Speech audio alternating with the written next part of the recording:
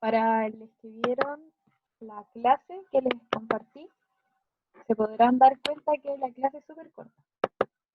Y quise hacer la clase corta con el fin de que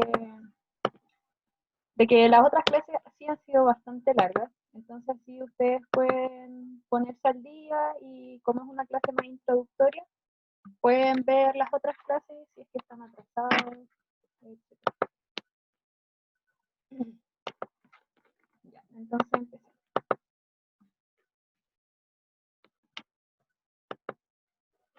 Ya. La clase anterior, si se acuerdan, lo que vimos fueron las ondas sonoras. Y recordamos que las ondas sonoras son ondas longitudinales y mecánicas. ¿Alguien se acuerda qué significa que sea una onda longitudinal?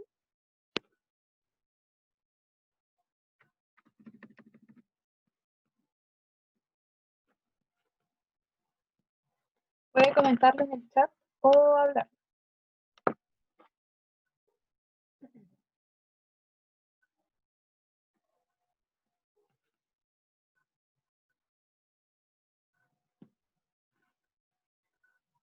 Catalina dice que escucha cortado. ¿Las otras personas cómo escuchan? ¿Bien o más o menos?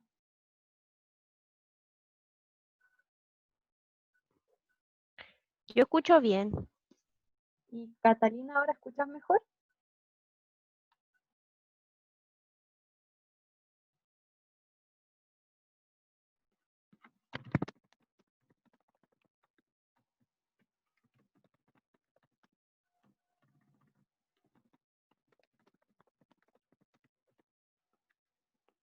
Ya. La pregunta es, ya que vimos las ondas sonoras la semana pasada, y recordamos que las ondas sonoras son ondas longitudinales y mecánicas. Y la pregunta es, ¿qué es una onda longitudinal y qué es una onda mecánica?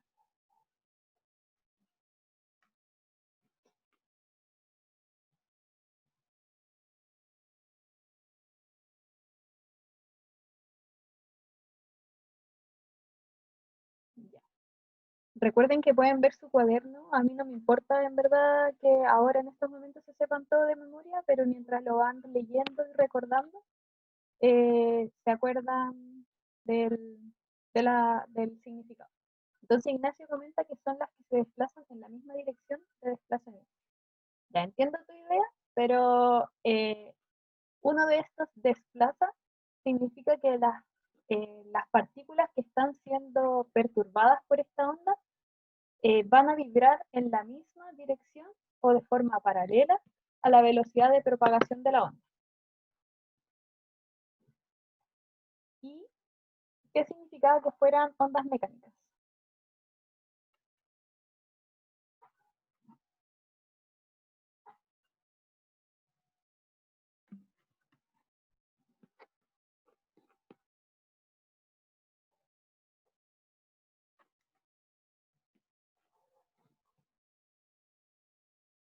Ya, Ignacio igual comenta que una onda mecánica es la que se transmite a través de un medio.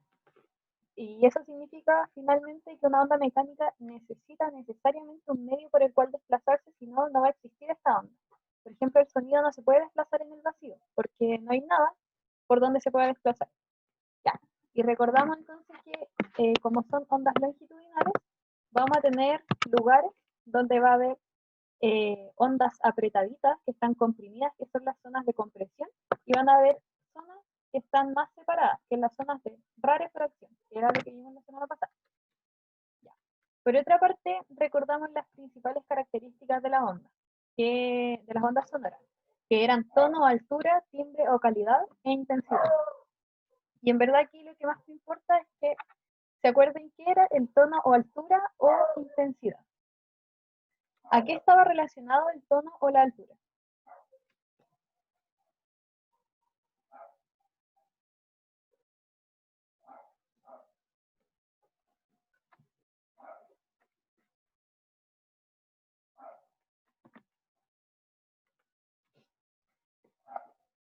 ¿Alguien se acuerda? Lo pueden ver en su cuaderno.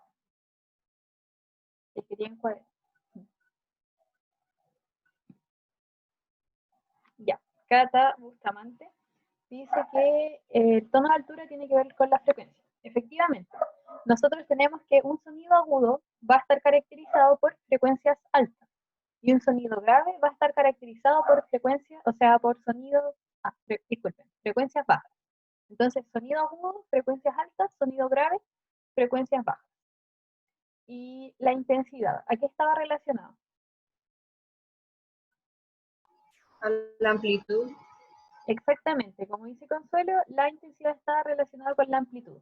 Vamos a tener amplitudes muy grandes cuando nosotros escuchemos un sonido que es denominado fuerte o de gran intensidad, y vamos a tener amplitudes bajas cuando tengamos sonidos que sean más bajos o de menor intensidad. Y por último, los distintos fenómenos de las ondas asociadas a las ondas sonoras, que eran la reflexión, difracción, refracción, interferencia, efecto Doppler y resonancia. Los más importantes de todos estos van a ser siempre la refracción y el efecto Doppler. Los otros igual se los tienen que saber, pero generalmente les van a preguntar cosas que tengan que ver con la refracción y el efecto Doppler. Y recordamos entonces que la refracción es cuando la onda pasa de un medio a otro. ¿Qué cambia? Cambia la velocidad, pero la frecuencia se mantiene constante. Y como cambia la velocidad, entonces también tiene que cambiar su longitud de onda. Si aumenta la velocidad, va a aumentar la longitud de onda. Y si disminuye la velocidad, va a disminuir la longitud de onda. Y recordamos el efecto Doppler, que es como está representado acá. Cuando la fuente sonora se acerca, yo voy a escuchar una frecuencia mayor que la que está emitiendo realmente la fuente sonora. Y cuando esta se está alejando, yo voy a escuchar una frecuencia menor. ¿Se entendió?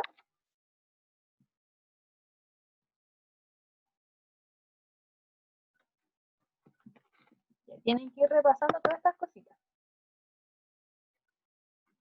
Ya. Alia dice que me escucha cortado y a veces no.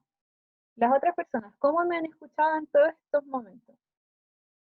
Para saber si es un problema de mi internet o el del compañero, o sea, la computadora. O sea, es un poco bajo, pero Ya, a ver, me esperan un cachito.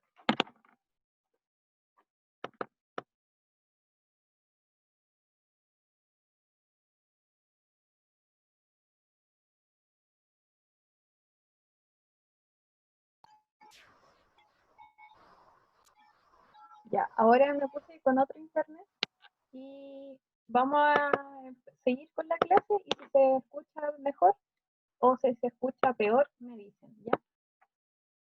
¿Se escucha bien ahora, sí?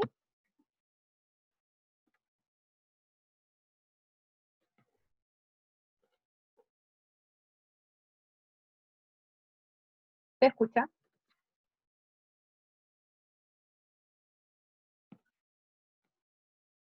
Ya, entonces sigamos, y si se escucha cortado, me dicen.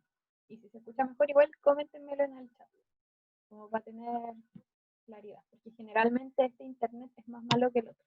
Entonces, quizá ahora la cosa está cambiando. Ya. Entonces, la clase de hoy vamos a ver dos cosas que son súper simples. En primer lugar, ¿qué es la luz? Aquí yo puse qué tipo de onda es, pero también vamos a tener una discusión si realmente la luz es una onda o no. Y algunos fenómenos que en realidad esta clase solamente vamos a ver uno que tiene que ver con la reflexión asociada a la luz. Entonces, ¿alguien sabe qué es la luz? ¿Que tenga alguna idea de esta discusión que se ha dado durante años y años?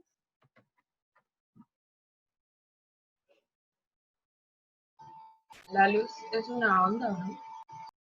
Ya, esa es una pregunta que se hicieron científicos y científicas durante mucho, mucho tiempo.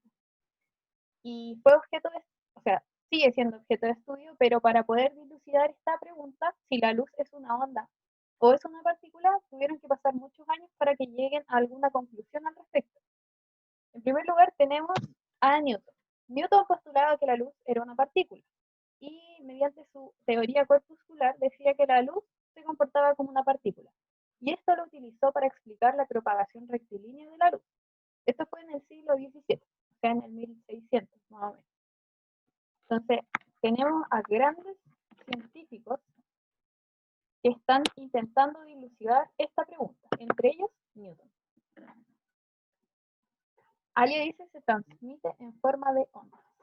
Vamos a ver qué sucede. Ya. Entonces, Newton decíamos que él postulaba que la luz era una partícula. Ahora nos vamos a encontrar con un científico, un médico, que realiza un experimento que se denomina el experimento de la doble rendija.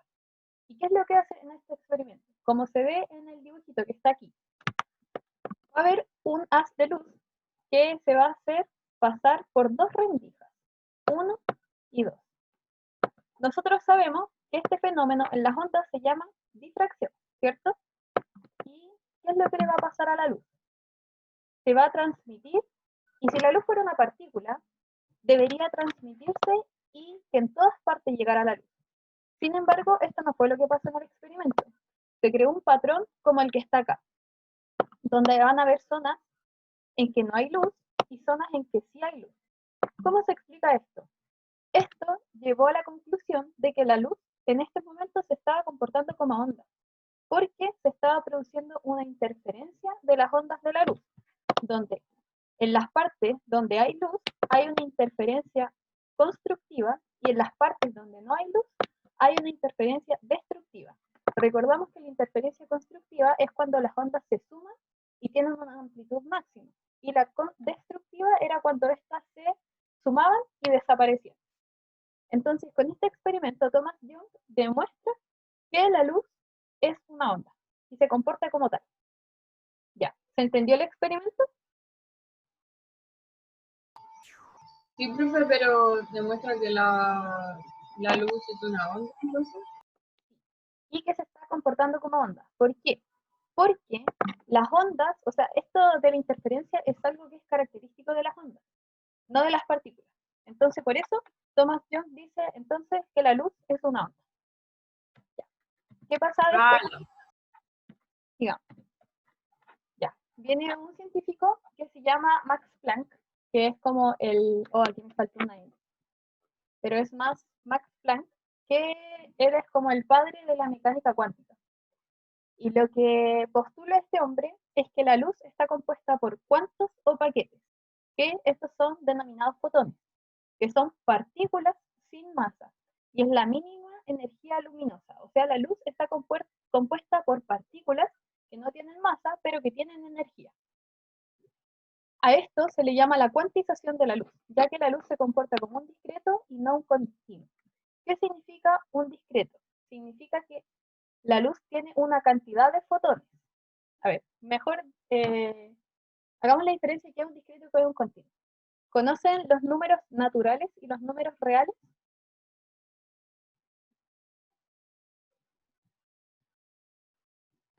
Lo han visto en matemáticas, ¿cierto? Ya. ¿Qué cosa, profe? Los números naturales y los reales, ¿los vieron en matemáticas? Sí. Los números naturales son los números, bueno, hay veces que se considera el 0, otras veces no, pero digamos que no. Y vamos a tener los números naturales, que son el 1, 2, 3, 4. En los números naturales, entre el 1 y el 2 no hay nada. O sea, estamos dando saltos de un número a otro. Eso es un discreto, porque entre medio del 1 y el 2 no hay otro número en los números naturales. Sin embargo, en los números reales sí hay números, porque en los reales nosotros estamos considerando que hay números decimales, que en los naturales no se consideraba. Entonces, la diferencia entre estos dos es que los naturales son un discreto y los reales son un continuo, porque entre el 1 y el 2 hay infinitos números que nosotros podemos tomar. ¿Se entendió?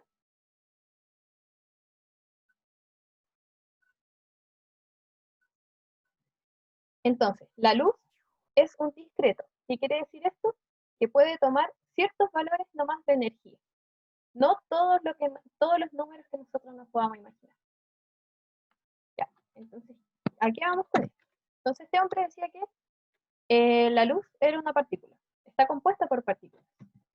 Entonces, finalmente tuvo que llevar a Albert Einstein a explicar qué era este efecto fotoeléctrico. Ya. En palabras súper simples, el efecto fotoeléctrico es que si nosotros tenemos una lámina de metal y le proyectamos radiación, o sea, luz, en este caso estamos viendo luz visible, que tiene cierta energía y está compuesta por fotones, va a llegar a esta lámina y les va a transferir energía a los electrones. Y estos electrones van a salir de este metal. El efecto fotoeléctrico también considera que acá hay otra lámina, entonces estos electrones se transfieren de una lámina a otra, generando una corriente eléctrica. Entonces, ¿cómo lo explicó él?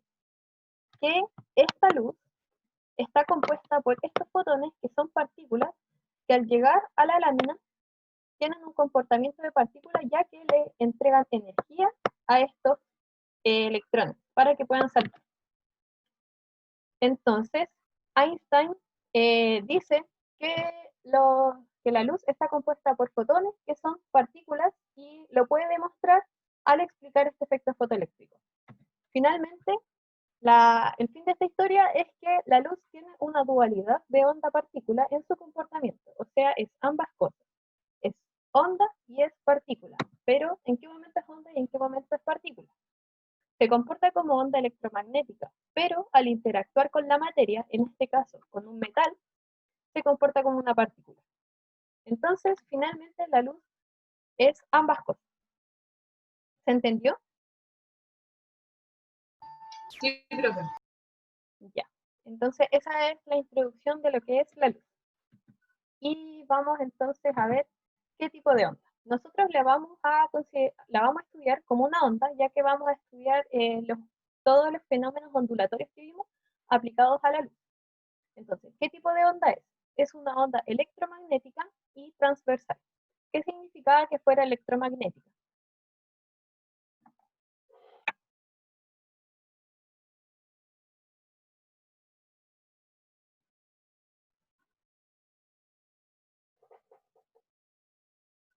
Ya. Electromagnética, recordamos que significaba que no necesita un medio material para propagarse, a diferencia de la onda sonora, que es una onda mecánica, que sí necesita un medio material para propagarse.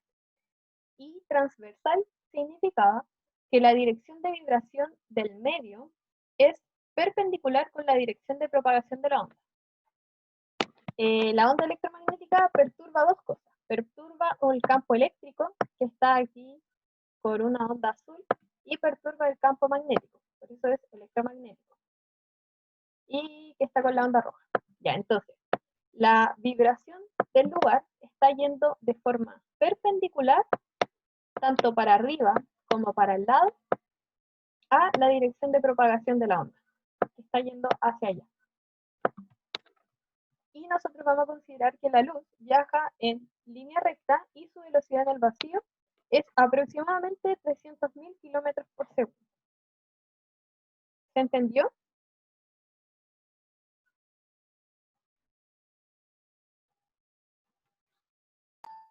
Profe, una pregunta que era lo que había dicho, algo característico de la luz, que era dualidad, algo así. Ah, es que la luz se comporta tanto como onda como partícula. Esa es la dualidad onda-partícula. Ah, ya, gracias. Ya. Entonces, eso. La luz la vamos a estudiar como una onda electromagnética y transversal. Entonces, vamos a ver hoy día solamente un fenómeno ondulatorio y la próxima semana vamos a terminar de verlos todos. En primer lugar, tenemos la reflexión.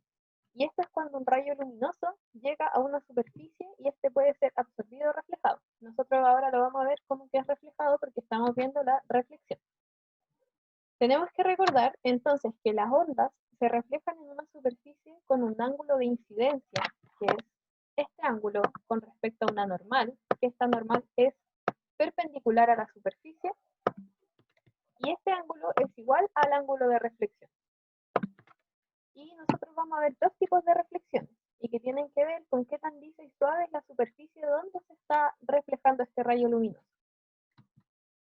En primer lugar tenemos la reflexión especular, y es el tipo de reflexión que se da cuando los rayos inciden en una superficie plana y lisa. Aquí se ve un ejemplo del vitrio. Entonces, los rayos también vienen paralelos entre sí. Imagínense que aquí vienen los rayos de luz, y al reflejarse todos se reflejan, o todos tienen el mismo ángulo de incidencia, porque son paralelos. Entonces, al llegar acá, todos tienen la misma línea normal, que es la línea que va perpendicular al medio, en el cual se está reflejando. Entonces, al reflejarse, todos van a salir de forma perpendicular o sea, todos van a salir de forma paralela entre sí. ¿Se entendió?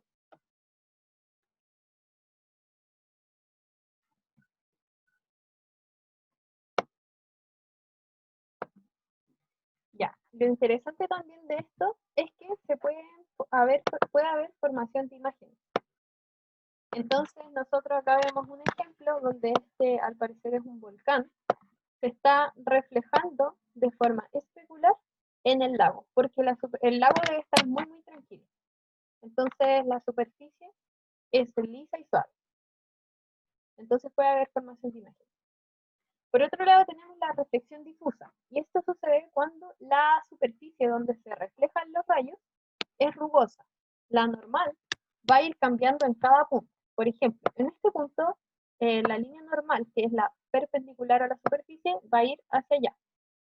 Entonces, si un rayo viene por acá, se va a reflejar hacia allá. Acá vemos que la línea normal va hacia allá. Entonces, si un rayo viene por acá, se va a reflejar así. Entonces, ¿cuál es la diferencia? Que acá todos tenían la misma línea normal, porque la superficie era lisa. En cambio acá, todas las normales van a ser distintas. Entonces acá tendríamos otra normal, acá otra, acá otra. Entonces, los rayos se van a reflejar, aunque vengan paralelos, se van a reflejar hacia todos lados, por lo cual no va a haber un orden y por lo tanto nosotros no podríamos ver una imagen. ¿Se entendió eso?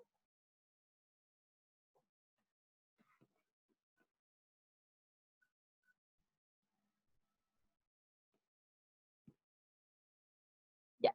Y asimismo, como nosotros habíamos visto el sonar y el ecógrafo que reflejaban ondas sonoras, también existen instrumentos que utilizan la reflexión de las ondas electromagnéticas, en este caso ondas de radio, que es el radar, y que detecta objetos para conocer sus dimensiones y saber dónde se ubican a partir de la reflexión de ondas electromagnéticas. Y eso es la clase de hoy.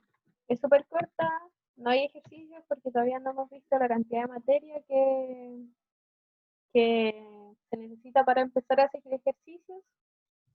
Y eso. Entonces, ¿alguna Profe, pregunta? ¿Sí?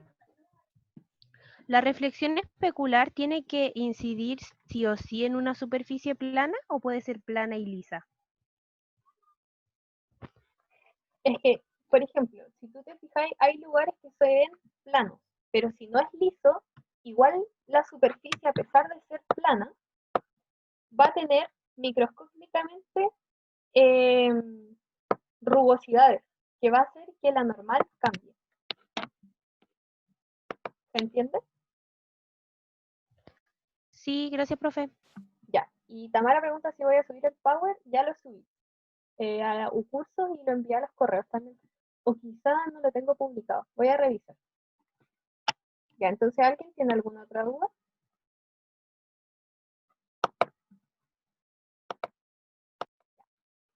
La semana pasada, creo que Sebastián me preguntó sobre la resonancia magnética. Lo estoy investigando y todavía no tengo la respuesta con qué tenía que ver con la resonancia que nosotros vimos en ondas sonoras.